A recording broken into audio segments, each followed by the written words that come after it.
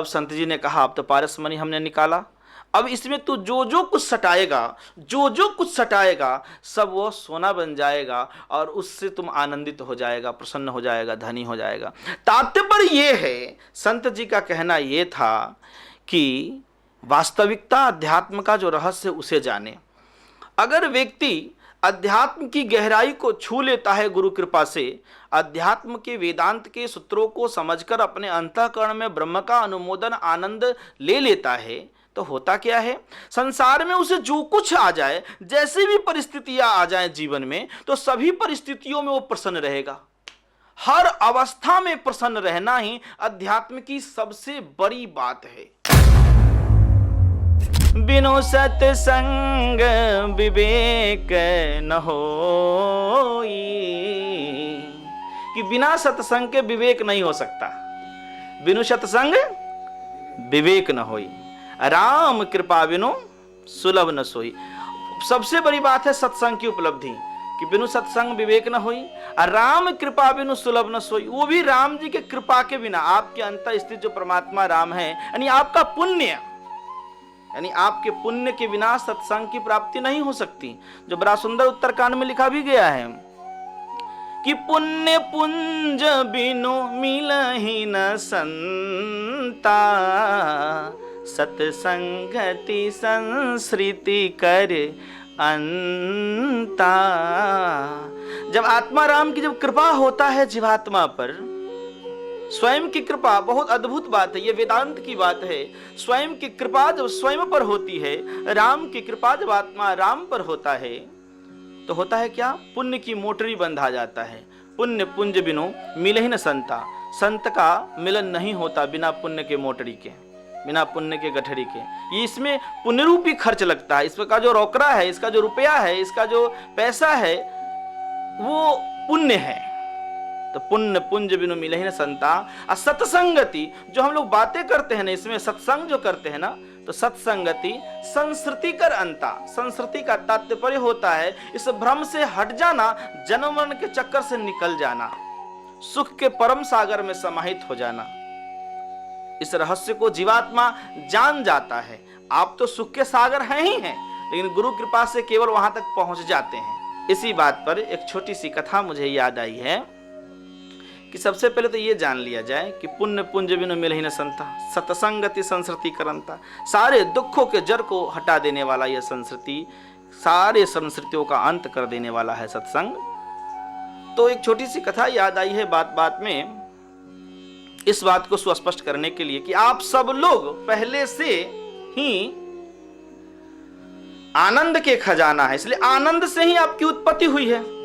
आप आनंद के खजाना है ना, आनंद से उत्पत्ति हुई है, आप आनंद के खजाना हैं, पर उस आनंद तक आप पहुंच नहीं पाते हैं। एक छोटी सी कथा है, उसे श्रवण करेंगे। एक बार की बात है, एक संत, भिक्षुक संत थे, वो घूम घूम करके सब लोगों को ध्यान ज्ञान तथा आशीर्वाद देते थे। घूमते घूमते घूमते घूमते एक झोपड़ी के पास जाते हैं और उनसे उन्होंने कहा, जो कोई अगर है इसमें कोई भक्त तो भिक्षाम देहि, भिक्षा दीजिए।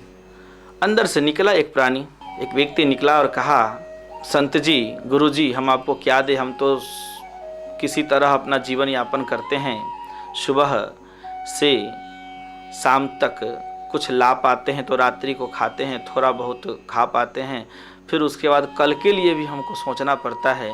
हम सुखी नहीं हैं, हम आनंदित नहीं हैं, हम तो ऐसे ही अपने दुखी, हम आपको क्या दें। संत जी ने कहा कि अरे तुम तो राजा है, तुम तो राजा है, तुम तो धनी है। कहा कि कैसे? अरे संतों ने कहा है और तुम है वो चीज कि कबीरा सब जग निर्धना, धनवंता नहीं कोई। कबीर जी बड़ा सुंदर कहते हैं, कबीरा सब जग निर्धना, कबीरा सब जग निर्धना, धनवंता नहीं कोई, धनवंता सोई जानिए क्या, जाको राम नाम धन होई, हे प्राणी जाको राम नाम धन हो। कि जिसके पास भजन का आनंद है ना, जिसके पास राम नाम का आनंद है ना, जिसके पास सुमिरन का आनंद है, कि जाको राम नाम धन, कबीरा सब जग निर्धना, जगत निर्धन है। अब राजा भी दुखी, प्रजा भी दुखी, सब दुखी है, राजा रंक सब। किसी के अंदर माने बहुत धन होने के बाद भी जो शांति चाहिए वो शांति नहीं, वो भी डिप्रेशने में है और तरह तरह की बीमारियों में है ना। तो जो वास्तविक सुख चाहिए, वास्तविक धन चाहिए, तो मृत लोक है।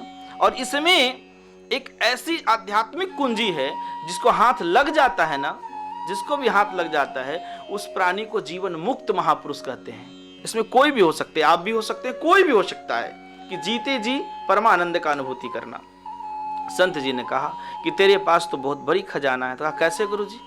कि है ना, ऐसा करो आपके घर में कोई कुदाल है, खुरपी है, कुछ है? तो कहा कि हाँ है।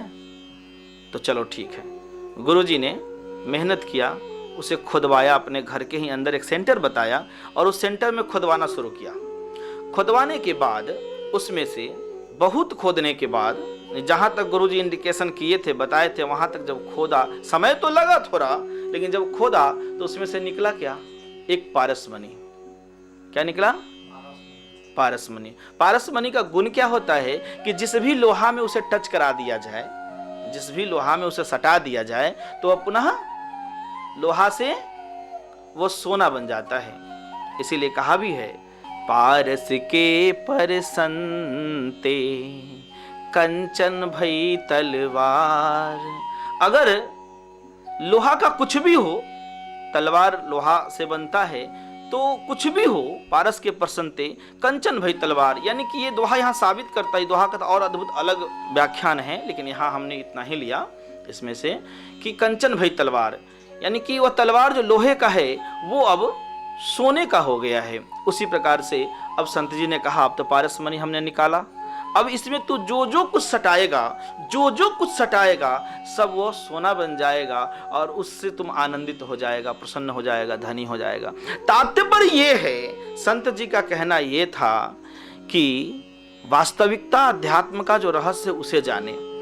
अगर व्यक्ति अध्यात्म की गहराई को छू लेता है गुरु कृपा से, अध्यात्म के वेदांत के सूत्रों को समझकर अपने अंतःकरण में ब्रह्म का अनुमोदन आनंद ले लेता है, तो होता क्या है, संसार में उसे जो कुछ आ जाए, जैसी भी परिस्थितियां आ जाएं जीवन में, तो सभी परिस्थितियों में वो प्रसन्न रहेगा।